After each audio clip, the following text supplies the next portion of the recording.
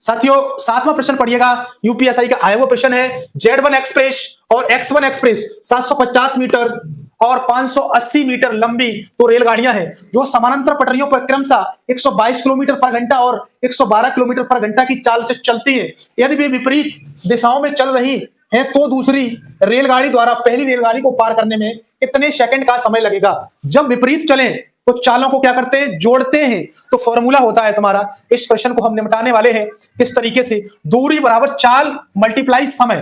तो देखो दूरी कितनी है, आप कहेंगे सर 785 और 580 को जोड़ेंगे दोनों दूरियों को, तो यहां जोड़ने के बाद जो दूरी बनेगी वो 1365 बनेगी, और बराबर दूरी बराबर चाल गुणे समय। तो दोनों चालों को ऐड करेंगे, 112 और 122 को ऐड करेंगे तो यहां कितना हो जाएगा, दोनों को ऐड करेंगे तो यहां बनेगा, यानी कि 2 और 2 4 हो जाएगा, 234 बनेगा। कितना बनेगा, 234 बन जाएगा।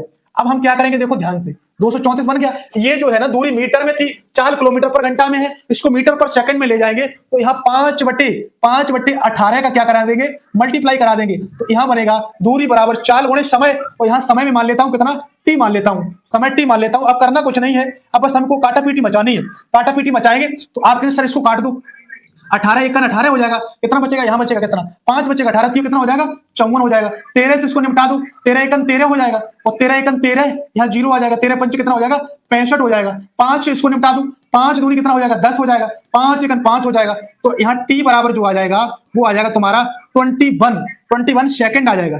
21 सेकंड इस क्वेश्चन का करेक्ट आंसर हो जाएगा। आप कहेंगे सर किस ऑप्शन में है, तो अब आप ऑप्शन देखिएगा, 21 सेकंड्स जो बनेगा किस ऑप्शन में बनेगा, तो ऑप्शन इसका डी, ऑप्शन डी, इस क्वेश्चन का ऑप्शन डी करेक्ट आंसर हो जाएगा।